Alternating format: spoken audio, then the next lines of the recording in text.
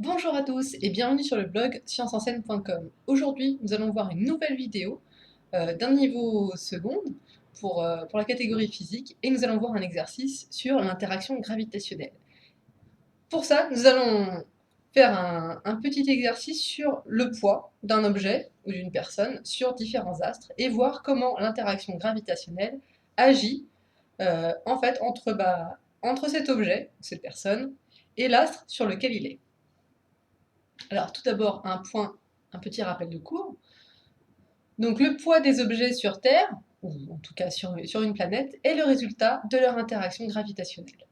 C'est la même force qui régit les interactions entre deux astres. En fait voilà, l'interaction gravitationnelle, c'est vraiment tout ce qui régit les interactions entre un astre et un objet, et cet objet, ça peut être également un autre astre. Donc là aujourd'hui, on va vraiment se concentrer sur l'interaction entre une planète, en tout cas un astre, et un objet ou une personne qui est à sa surface. Alors tout d'abord l'énoncé de l'exercice. Donc on considère un homme qui pèse 70 kg sur Terre. Bon, jusque-là, ça va à peu près. Et la première question, c'est pourquoi le mot pèse est-il entre guillemets? Et quelle serait la phrase correcte? La deuxième question est quel serait son poids sur Mars ou sur la Lune? Voilà, on s'imagine, est-ce que notre homme de 70 kg, si on le met sur Mars ou sur la Lune, quel va être son poids? On se doute effectivement que, on a déjà vu des vidéos par exemple de Neil Armstrong qui est sur la Lune, on sent qu'il ne se déplace pas comme sur la Terre, il a l'air d'être plus léger. Et donc voilà, on va pouvoir calculer quel serait le poids d'un homme sur Mars ou sur la Lune. Et enfin, à quelle masse correspondraient ces poids sur Terre? Oui, donc les poids qu'on aura calculés sur Mars ou sur la Lune, on va essayer de calculer des masses équivalentes sur Terre. Mais pas de panique, on va faire ça pas à pas et calmement. Alors tout d'abord, on va commencer par la première question. Donc ici, tu as des données qui viennent de s'afficher, mais on va s'en servir pour les questions suivantes. Donc si on pense à la première question, pourquoi est-ce que le mot pèse est-il entre guillemets dans la phrase énoncée? En fait, le mot pèse, comme étymologiquement, ça vient du mot poids, c'est la même famille. Et donc, c'est là qu'il y a un problème, en fait. Notre homme, il n'a pas un poids de 70 kilos. Alors, c'est vrai que quand on parle, on dit je pèse tant, un homme pèse tant, ok. Mais en fait, en physique, c'est inexact. Le poids, c'est une force qui s'exprime en newton. Voilà, le poids est une force. Par contre, 70 kilos ici, c'est une masse. Donc, la phrase correcte serait on considère un homme qui a une masse de 70,0 kg. Et voilà. Donc là, physiquement, la phrase serait correcte. Maintenant, deuxième question. Quel serait le poids de notre homme sur Mars ou sur la Lune?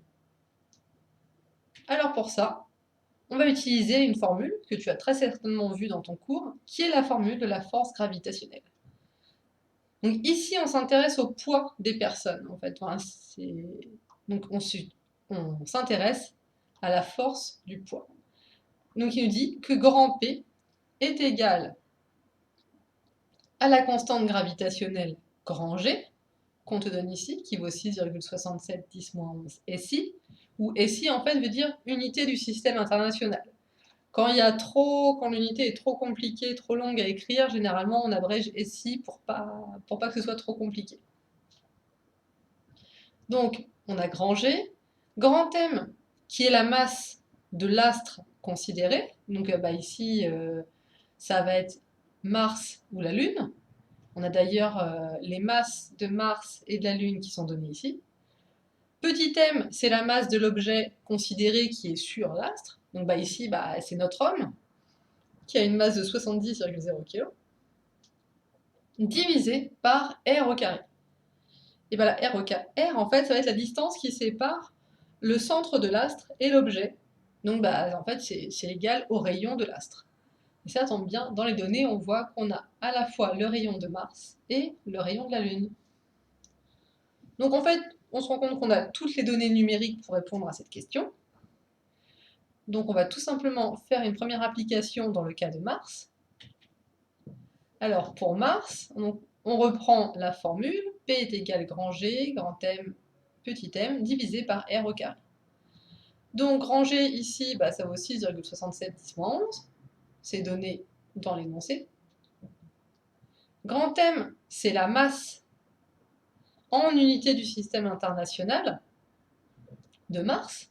Et l'unité du système international en physique, c'est le kilo. Là, il faut faire un petit peu attention parce que souvent en chimie, on utilise le gramme comme unité de référence. Mais attention, les unités du système international en physique, c'est le kilo. Donc là, pas de souci, on utilise la masse de Mars qui est déjà exprimée en kilos.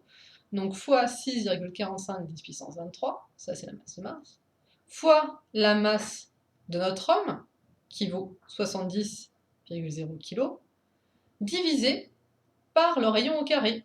Et là, attention, on fait bien attention qu'on doit se mettre dans des unités du système international. Et l'unité de distance dans le système international, eh bien, c'est le mètre, ce n'est pas le kilomètre. Alors que là, dans les données, on t'a donné le rayon en kilomètres. Donc il faut juste faire une petite conversion avant de faire le calcul. Il ne faut surtout pas l'oublier. Et donc là, on voit que 3388 km, c'est égal à 3,388 fois 10 puissance 6 mètres. Tu mets tout ça au carré, et maintenant tu peux prendre ta calculette et normalement, tu devrais trouver un poids pour notre homme sur Mars qui est égal à 262 newtons. Et bien maintenant, il ne nous reste plus qu'à faire de même pour la Lune. C'est toujours une application numérique. Donc la formule de la force gravitationnelle, elle ne change pas, elle est valable pour tous les astres, parce que ici c'est la constante universelle qu'on utilise, donc ça veut bien dire que c'est valable pour tout l'univers. Il suffit de connaître la masse de l'astre et son rayon. Donc on recommence, granger la constante qui vaut 6,67 10 moins 11, la masse de la Lune en kilos, qui vaut 7,37 10 puissance 22, donc fois 7,37 10 puissance 22, fois la masse de notre homme, petit m, qui vaut 70,0. Et pareil, on divise cette fois-ci par le rayon de la Lune au carré, et on n'oublie toujours pas d'exprimer le rayon de la Lune en mètres et non pas en kilomètres. Donc 1738 km, ça vaut 1,738 fois 10 puissance 6 mètres, et le tout au carré. Et donc maintenant, si tu fais le calcul, tu dois trouver un poids de 114 newtons. Donc voilà, on a répondu à la question 2 pour savoir quel serait le poids de l'homme qui a une masse de 70 kg sur Mars et sur la Lune. Et bien maintenant, on peut passer à la dernière question, qui était à quelle masse correspondraient ces poids sur Terre?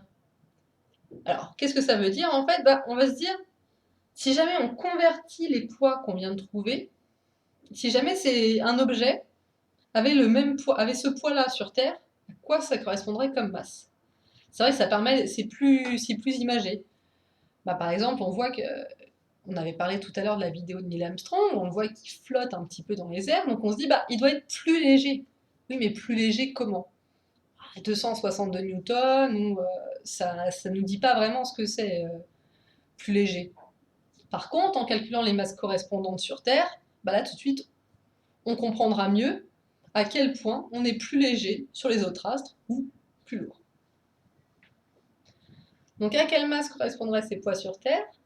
Eh bien pour ça, tu as juste à utiliser la formule que tu as vue dans le chapitre précédent,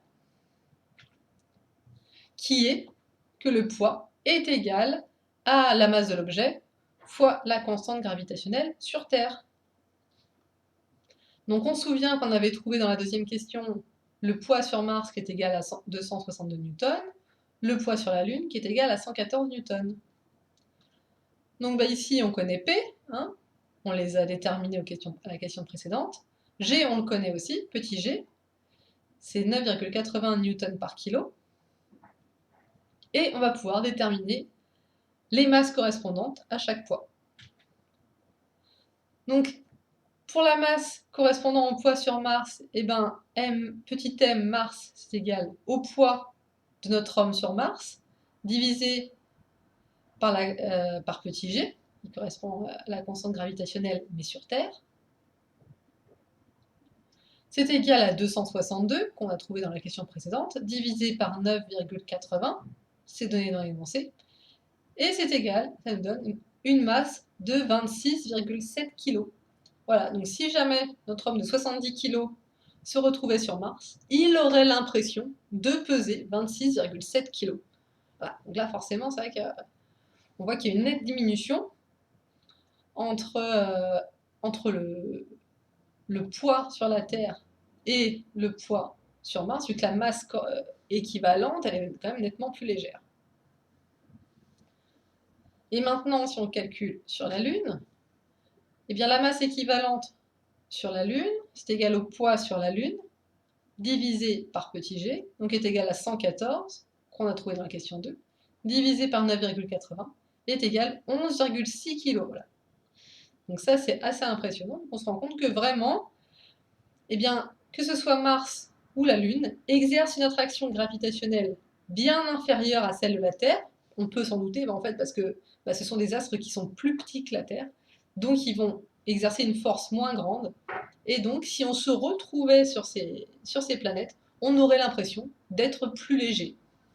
Et donc, notre homme de 70 kg aurait l'impression sur Mars de peser même pas 30 kg, et sur la Lune, il aurait l'impression de peser à peine plus de 10 kg. Voilà, j'espère que cette vidéo t'a bien aidé. Tu peux en tout cas, si jamais ça t'a plu, tu peux poster un commentaire, mais tu peux également poser des questions si tu n'as pas tout compris. J'essaierai d'y répondre le plus rapidement possible. À bientôt sur le blog scienceenseigne.com.